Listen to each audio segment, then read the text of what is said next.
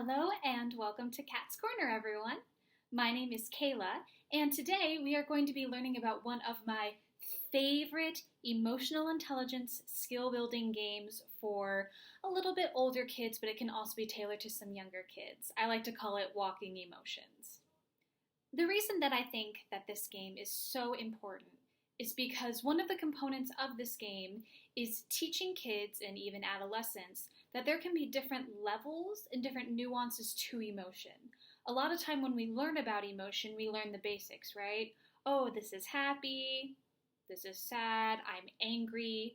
But we have all of these other words that can kind of fit in there, and each of our emotions comes at a different level. Depending on the different, experiences that we have, a simple feeling of sadness, maybe you didn't get to do something you were kind of excited about, would be different than maybe hearing that a family member has passed away or something happened to someone significant in your family.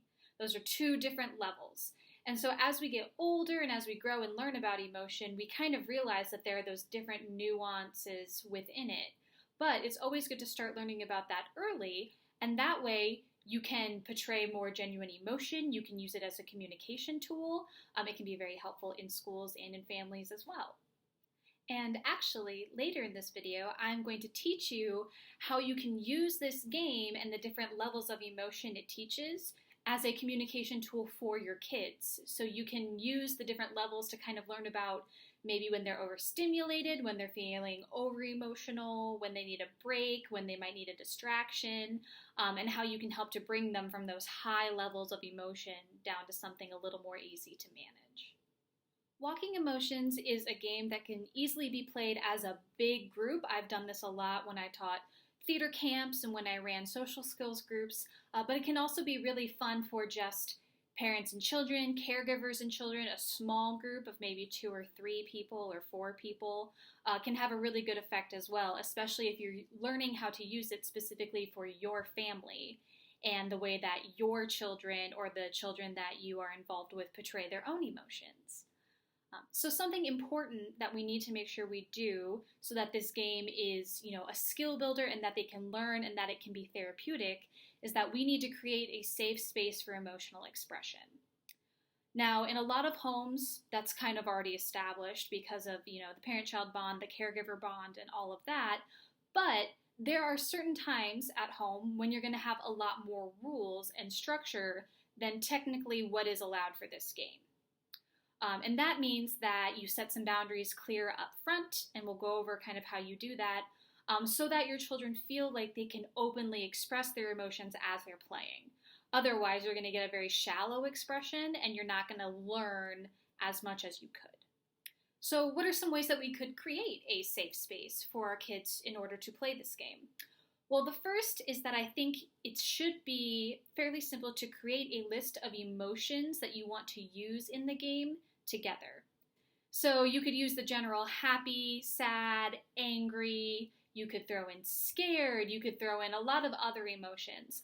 But right off the bat, if you decide what emotions you're going to kind of explore and use, then the kids know what to expect. And you might use more simple emotions for younger children, starting with age 5 through maybe 7 or 8. You could stick to more simple. If you're doing 9 to 11, you could get more complicated as you go because they'll know how to express those a bit better. So first you'll create a list of emotions together. That way everyone is on the same page and knows what's going to be expressed, what is safe to express.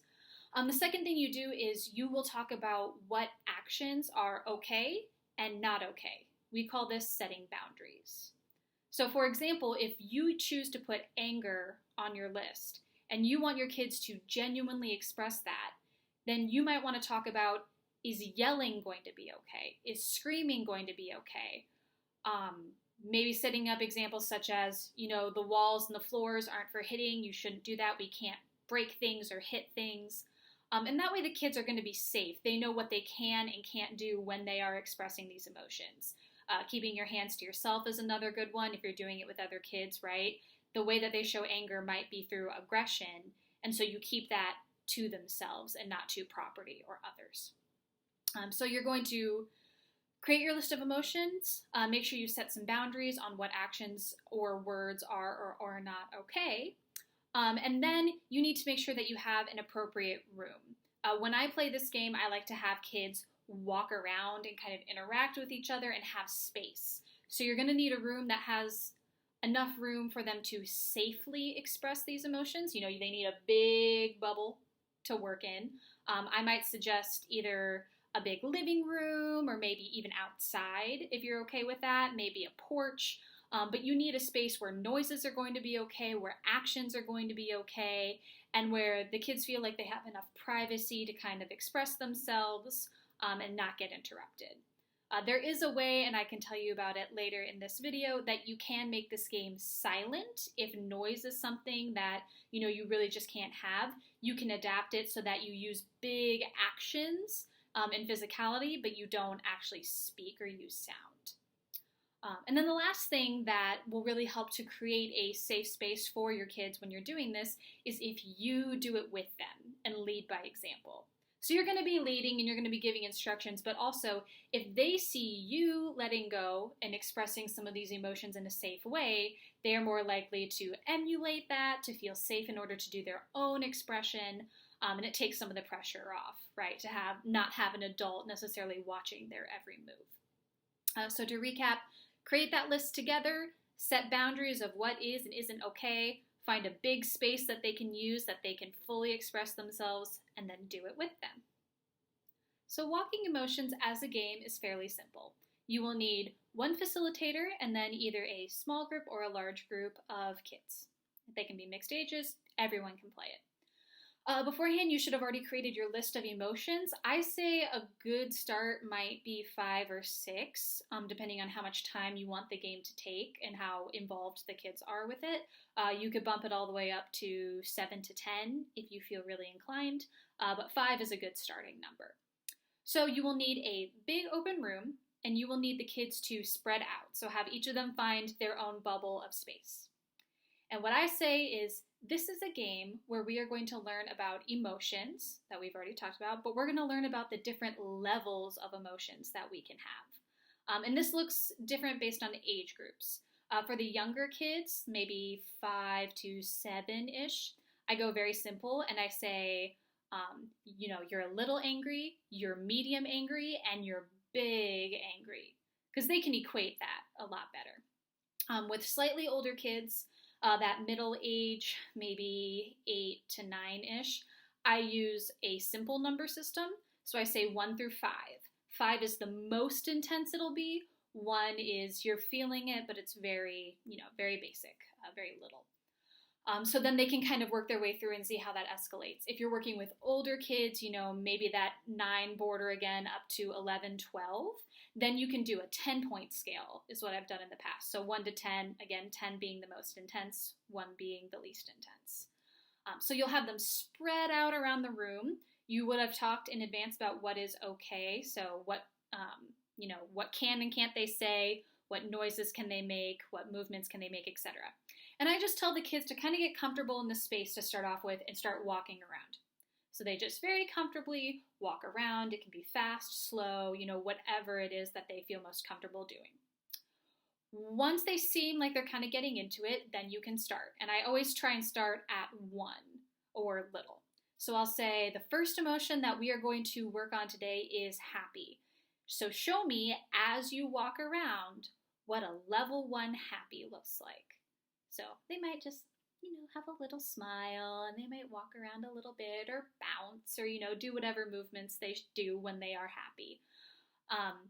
If you want to do the silent version of this, all you have to do is say, we're going to do this without any words. So you have to show me with your bodies what a level 1 happy looks like. So let them walk around, see if they interact with each other. You can prompt them and say, hey, maybe you could be happy with this other person, kind of see how that works all together. And then once they seem like they have a grip on it, then you can bring it up. You don't have to go, 1, 2, 3, 4, 5 all the way up. You can jump. I might do 1, 3, 5 within one emotion, or maybe skip and say, let's do 2, 3, and 5. and you kind of jump around and let them have that variation so they can kind of explore what each of those levels means to them. Sometimes it might also help to give them a situation. So for happy, a lot of times I'll say, for level 1 happy, you just found out that you get to eat a snack that you like. And for level 10 happy, you just found out that your whole family is going to get to go to Disney World. That normally gets some pretty great responses if they need something to kind of visualize it or think about how they might connect to that. So then you just kind of continue that pattern. After they've gone all the way up, you can bring them back down. You can switch emotions and say, great, let's become neutral and just walk around for a little bit so they kind of shake off that first emotion. We call that de-rolling. De-rolling is really important because it allows us to get rid of that, especially when we're doing some of the more, taxing or negative emotions like sad or angry. You don't want to stay in that physical and head space, so you need to kind of shake it out, and you can physically shake it out and just relax out of it and become neutral again before you give them another emotion to try. So you might cycle through happy, angry, sad, surprised, scared, you kind of work all the way through. And then once you get to the end and you've gone through some different levels and you've kind of played with all of those, then you simply say, all right, let's drop back down into neutral, let's shake everything out, and then you bring it to a close. So that's kind of the general overview of how you would play walking emotions. You can adapt it a lot depending on the age group. It's super fun. Kids love it. I've seen them roll around on the ground and stomp and scream and dance, and it's very freeing if you have the right space for it. So once you've finished the game, one of the things that makes doing an activity different from doing therapy is that in therapy we add what is called processing. That's when after the activity is done, we come back together and we discuss it and we kind of build on it and we analyze it. With kids, you don't have to do a lot of processing. They're going to get most of what they're going to get from the activity itself. But if you have some older kids or some middle-aged kids, I will post some of the processing questions that I tend to use at the end. They're a great starting point. So for example, you might ask, when you were doing these emotions, what did your body feel like? And that kind of brings some physical connection, right? When they were angry, did their face scrunch up? Did they speak louder? Did they feel their heart beating faster? When you were happy, did it feel like your muscles were relaxed? Did you feel lighter? That kind of creates some of those physical cues so they can start to recognize those. You might also ask, what emotion was your favorite to do? What was your least favorite to do, and why? You could ask, can you think of times in your life where you have felt this way? Or if that is too intense, for sad and angry, a lot of times kids might not want to talk about that. You can distance it by saying, can you imagine, just think in your head, what might be a time where someone would feel this level of sad, or where someone would feel this level of angry? And you can make it up instead of basing it on their own life.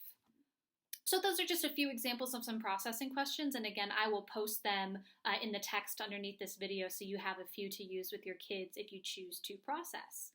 So the last thing that I wanted to talk about in regards to this game is how the basis of the game can be used as a communication tool for emotions. A lot of times in kids that have behavioral issues or, just general tantrums and all of that stuff, you're going from 0 to 180 really fast, right? It's little and then all of a sudden it's a huge explosion. And for some kids, when you get to a certain point, like I would say maybe when you get to angry level 8, 9, and 10, there isn't a lot you can do to try and distract them or give them a coping tool or bring them down. At this point, a lot of therapists will say the best thing that you can do is make that child safe until they have calmed down a little bit.